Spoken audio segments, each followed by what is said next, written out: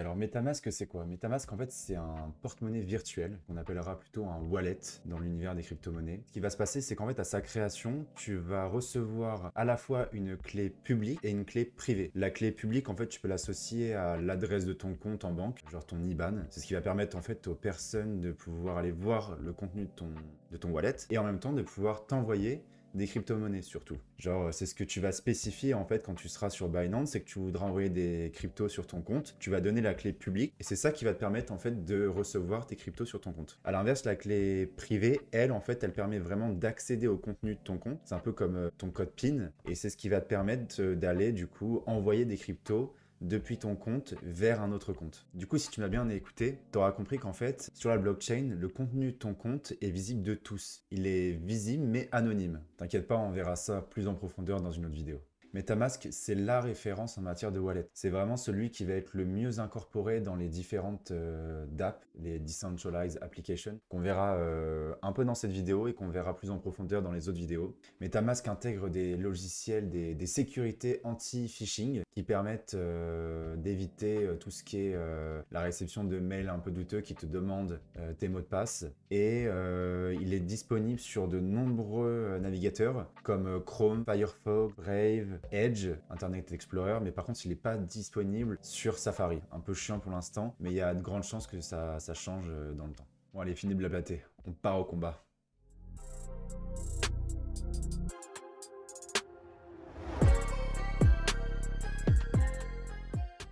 Du coup, là, on se retrouve sur notre navigateur. Moi, j'ai fait le choix de créer une nouvelle session pour ne pas avoir d'historique. Comme ça, j'ai vraiment les mêmes configurations que vous. On va aller télécharger MetaMask en allant directement sur leur site officiel, metamask.io. Vous cliquez dessus et là, on arrive voilà, sur la page principale. C'est vraiment le wallet de référence. Du coup, on est bien sur metamask.io. Faites vraiment attention d'être sur la bonne page parce qu'il ne faudrait pas vous retrouver à installer la mauvaise extension. On voit ici sur la page d'accueil qu'on a l'option entre Chrome, iOS et Android. Nous, on va vraiment se concentrer sur la version web et pas mobile. On verra ça dans une autre vidéo. Il supporte différents navigateurs. Vous avez Chrome comme on est en train d'utiliser, Firefox, Brave et Edge, le nouveau nom d'Internet Explorer. On va tout de suite installer nous. Notez bien qu'en fonction en fait du navigateur dans lequel vous serez, il va vous proposer autre chose ici. Là, il y a écrit Chrome, mais si vous êtes sur Firefox, il mettra Firefox. Du coup, maintenant, on est redirigé vers Chrome. Les extensions, en fait, le gestionnaire d'extensions de Chrome. Là, vous faites Ajouter à Chrome. Vous confirmez. Et là, normalement, une autre page va s'ouvrir. Ça, on s'en fout. Voilà, bienvenue dans la bêta de MetaMask. Vous faites démarrer. Là, vous avez deux choix du coup. Soit vous allez importer un wallet que vous auriez déjà créé. Nous, c'est pas notre cas, on va vouloir en créer un nouveau. Et pour l'importer, si vous aviez voulu le faire, vous allez avoir besoin de votre Secret Recovery Phrase. C'est la phrase secrète qui vous permet de récupérer votre compte. Cette phrase, c'est celle qui va générer l'ensemble des clés de votre portefeuille. En fait, c'est une phrase, on va la voir, de toute façon, elle va être autogénérée par MetaMask, juste après quand on va vouloir le créer. Du coup, nous, on fait créer un portefeuille. On fait, là, il va nous donner quelques informations. Je vous laisse les lire, c'est important. Maintenant, il faut créer un mot de passe. Ce mot de passe, c'est vraiment celui qui va vous permettre à chaque fois de vous identifier sur MetaMask pour pas avoir à remettre à chaque fois votre clé secrète. Faites vraiment attention à ce mot de passe, le perdez pas, faites un truc que dont vous pouvez vous souvenir et assez compliqué. Moi, je vais m'en occuper. Voilà, une fois que c'est fait, vous faites bien confirmer que vous avez bien lu les conditions d'utilisation. Là, vous avez une vidéo qui va vous présenter en fait un peu comment marche MetaMask, ce qu'il vous propose. Je vous invite à la regarder de votre côté. Il va vous expliquer un peu comment marche la phrase secrète. Du coup, que c'est bien une phrase à 12 mots, qu'il faut faire attention, ne pas ne pas la partager, ne pas la mettre sur vos réseaux et tout. Écrivez-la juste sur un bout de papier, mettez-la de côté, coffrez-la et normalement tout se passera bien. Mais vraiment faites attention à cette phrase, surtout si vous mettez beaucoup d'argent sur votre compte, ce qui est quand même pas vraiment conseillé de mettre tous ces fonds au même endroit sur MetaMask. On fera une autre vidéo là-dessus sur les cold wallets, les portefeuilles froids en fait, ceux qui vont être physiques et que vous allez pouvoir avoir sur une clé comme les Ledger, une super entreprise française. Du coup, à présent, on est sur l'étape de la génération de votre phrase secrète. Si vous cliquez ici, vous allez pouvoir la révéler. Cette phrase, en fait, si vous voulez bien comprendre, chacun des mots, il y a une règle en fait d'association avec le dictionnaire officiel anglais qui permet d'associer chacun des mots avec un nombre. Ça va être un nombre entier et du coup, avec la suite de ces mots qui sont associés à un nombre, vous allez créer cette suite de chiffres qui va être votre clé privée, la clé en fait principale, la master key, ils appellent ça, de l'ensemble de votre compte. Et avec cette clé, vous allez pouvoir générer les autres clés qui vont être les clés publiques et les clés privées de tous vos autres comptes. Parce que oui, en fait, sur MetaMask, vous pouvez créer différents comptes. Bon, c'est pas non plus très compliqué, mais voilà, ce qu'il faut bien retenir, c'est qu'à partir de cette phrase, on peut retrouver l'ensemble de vos autres comptes. C'est comme ça que vous les générez, et du coup, il ne faut vraiment pas la perdre, parce que si vous distribuez l'argent sur les différents comptes et que vous la perdez, bah, vous perdez tout d'un coup. Voilà. Faites super attention. Du coup, moi, cette phrase, je vais la mettre de côté, et puis on va se retrouver juste après. Voilà, c'est bon, elle est notée. Maintenant, on va faire suivant, et il va nous demander en fait de bien confirmer qu'on a bien noté notre phrase. Du coup, il faut que vous cliquiez en fait sur chacun des mots en bas, à la suite, dans le bon ordre.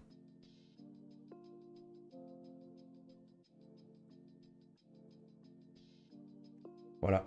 Du coup, une fois que c'est bien fait, que vous avez réussi à remettre tous vos mots dans le bon ordre, le wallet sera bien configuré. Il va vous dire félicitations. Vous allez avoir quelques conseils pour sauvegarder votre clé et vous allez pouvoir appuyer sur terminer. Là, vous avez des petites informations, des nouvelles choses qui sont disponibles. On s'en fiche. Et là, voilà, vous êtes sur l'écran d'accueil de MetaMask. Ça, c'est la version, en fait, je sais pas trop comment expliquer, page web. C'est pas la version, en fait, que vous allez retrouver ici, en allant épingler MetaMask. Vous allez pouvoir la voir, c'est ça, en fait. C'est ce petit bandeau, là, que vous voyez, et sur lequel vous allez avoir, en fait, les mêmes informations en réduite, qui sera quand même beaucoup plus pratique quand vous serez sur des applications style application décentralisée. Voilà, du coup, là, les informations qu'on a là-dessus, déjà, on voit en haut à droite le réseau. Là, on est sur le réseau Ethereum. On a le choix, en fait, d'en ajouter d'autres. On verra ça juste après. On retrouve aussi son icône ici. Vous avez le nom du compte, account 1, avec son adresse publique qui est juste ici, que vous pouvez cliquer et en fait la récupérer. Ensuite, là, vous avez les différentes options. Il n'y en a pas beaucoup au final. Acheter, envoyer et swap, faire un échange entre deux tokens. Si vous faites buy, en fait, là, il va vous proposer des options pour acheter directement des cryptos dessus. Moi, je ne l'ai jamais fait. J'ai jamais trouvé l'intérêt de le faire. En plus, c'est des Ethereum et c'est super cher de faire des transactions avec Ethereum. Du coup, moi, je passe plutôt par Binance pour acheter d'autres cryptos. Ensuite, vous avez envoyé. Là, vous mettrez du coup l'adresse de la personne qui vous intéresse, à qui vous voulez envoyer de l'argent. Nous, on verra ça dans une autre vidéo. Ensuite, là, il y a le swap. Et on verra aussi ça dans une autre vidéo. On ira un peu plus en profondeur sur MetaMask. Là, nous, on va se concentrer sur le fait juste de recevoir des cryptos depuis Binance. Du coup, ici, vous voyez aussi le montant en fait, des cryptos que vous avez. En fait, à chaque fois, il va vous mettre, si vous rajoutez un réseau, le coin qui correspond à la blockchain. Comme on est sur la blockchain Ethereum, on a le coin Ether, le TH. Là, vous voyez les différentes activités. Pour l'instant, il n'y en a pas. À présent, on va aller sur Binance et on va aller récupérer en fait les cryptos qu'on avait achetés avec Alexandre sur le dernier tutoriel. Du coup, on va se connecter. Ça, maintenant, de toute façon, vous savez le faire. Moi, je vais faire ça rapidement. Une fois que vous êtes connecté ici, vous allez aller dans Portefeuille, vue d'ensemble du portefeuille. Et vous allez sélectionner du coup la crypto-monnaie sur votre compte principal que vous voulez envoyer. Moi j'ai du BNB du coup qu'on avait acheté la dernière fois et je vais faire un retrait qui correspond vraiment à retirer ces crypto-monnaies de son compte. Ici, voilà, en fait, il y a une petite alerte à chaque fois. En fait, si vous venez de vous connecter, il faut attendre un petit peu. C'est une protection supplémentaire pour pas que quelqu'un vienne voler vos fonds. Du coup, nous, on va attendre vite fait. Voilà, bon, je vous invite à rafraîchir votre page, vous. Maintenant, vous avez le choix, en fait, dans le token que vous allez retirer, même si vous aviez déjà appuyé sur retirer sur la ligne du token qui vous intéressait, il vous repropose.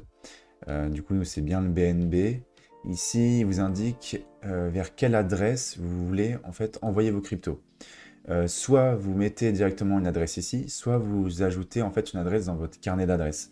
Comme ça, à chaque fois, vous ne pourrez pas faire d'erreur une fois qu'elle sera bien enregistrée. Nous, on ne va pas utiliser ça, on va passer directement avec une nouvelle adresse. Et on va aller choisir du coup l'adresse qui est sur notre extension MetaMask en venant appuyer ici et faire copier. Ici, vous faites un CTRL-V, voilà, elle se met bien. Il vous met automatiquement en plus le réseau sur lequel vous allez pouvoir retirer. Vous avez le choix entre la BSC et BNB. Bon, celle-ci, en fait, c'est pas possible parce que c'est pas une adresse du réseau BNB. Il vous l'indique bien, là, il vous dit les réseaux non appareillés sont automatiquement supprimés. Du coup, nous, c'est BSC. Oui, je suis sûr. Voilà. Maintenant, vous mettez le montant du retrait que vous voulez. Moi, je vais mettre tout. Je veux tout envoyer sur mon adresse. Vous avez le choix entre portefeuille spot et portefeuille de financement. Nous, c'était sur le spot, c'était l'endroit où c'était notre compte principal. Là, vous avez le montant que vous allez recevoir et il vous indique aussi les frais de réseau qui vont être inclus. Les frais de réseau, en fait, c'est ce qui va payer les personnes qui s'occupent de gérer la blockchain pour s'occuper du traitement de votre transfert. Si vous voulez voir en fait exactement quoi correspond ce montant, parce que moi ça m'est assez abstrait au final, 0,005 BNB, je vous invite à utiliser une application qui est assez pratique, qui s'appelle CoinMili. Et là en fait je vous invite à mettre directement en fait la paire que vous voulez faire. Nous c'est BNB euro, celle-ci. Comme ça vous allez arriver directement sur la bonne interface. Là vous choisissez le montant que vous voulez retirer. Ça va être 0, c'est pas des virgules, ça va être un point, 0,05, convertir, et là du coup il vous donne le montant en euros qui correspond aux frais. Du coup vous allez payer en fait 24 centimes pour cette transaction, ce qui est quand même pas grand chose. Il y a des blockchains qui coûtent encore moins cher comme Polygon, on verra ça dans une autre vidéo aussi, dans la prochaine. Maintenant vous allez faire retrait une fois que c'est bon, une fois que vous avez vérifié que toutes les informations étaient bonnes, vous faites du coup retrait. Là, il vous donne encore une dernière indication. Il vous dit que vous avez bien sélectionné le réseau BSC et qu'il faut que le wallet soit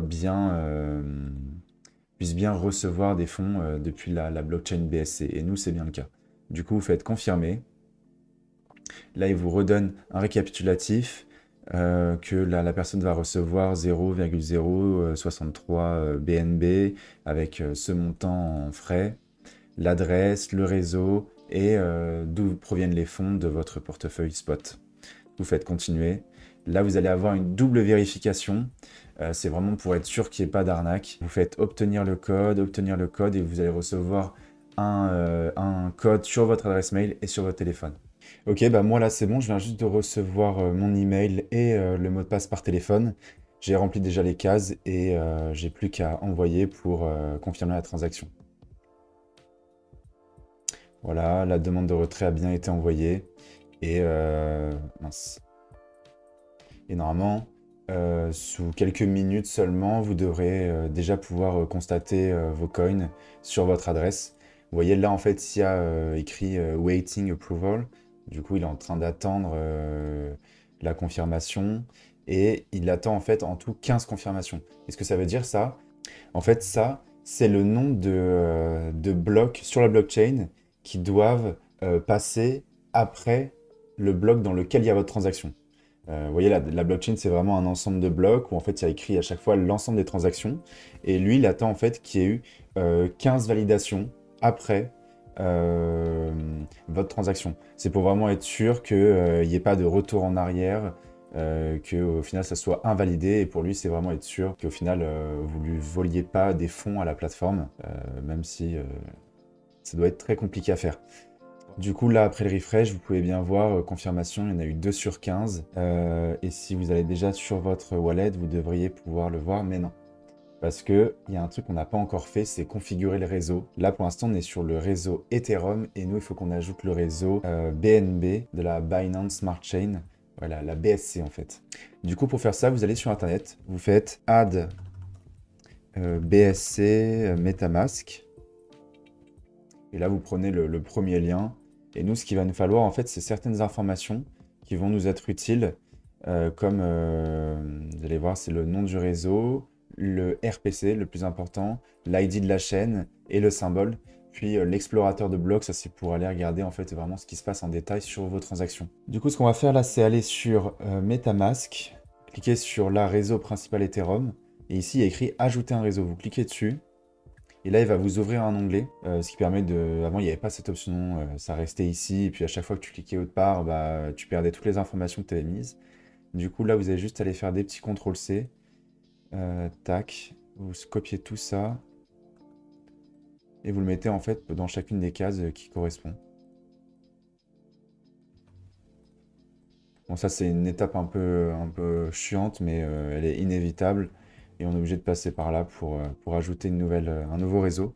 Et vous pourrez faire en fait la même procédure pour chacun des réseaux qui existent, comme Avalanche, Polygon. Ça sera toujours la même procédure pour aller chercher ces informations et les rajouter pour du coup accéder au nouveau réseau. Vous voyez là, on a bien le logo qui a changé.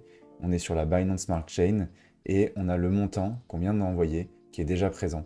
Parce qu'en fait, entre tous les réseaux, vous partagez la même adresse sur MetaMask. Là, si on va sur Assets, voilà, on voit le BNB, c'est le coin de la Binance Smart Chain, et on a bien reçu nos tokens. Bon, je vous préviens, dans la prochaine vidéo, on verra comment acheter des crypto-monnaies, cette fois sur une application décentralisée, type 1inch ou PancakeSwap, on verra. Ça va être sympa parce qu'en fait, ça sera la première fois où vous allez pouvoir interagir avec l'écosystème des crypto-monnaies, mais en utilisant tout le pouvoir, toute leur puissance, qui permet en fait de faire des transactions sans confiance, de façon décentralisée, en utilisant du coup le Web 3.0 et votre MetaMask tout fraîchement installé. Bon bah j'espère que ça vous a plu. En tout cas, n'oubliez pas de mettre un like ou un dislike, mais ça on n'aime pas du tout. Et surtout, n'oubliez pas de vous abonner, d'activer la cloche parce que nous ça va nous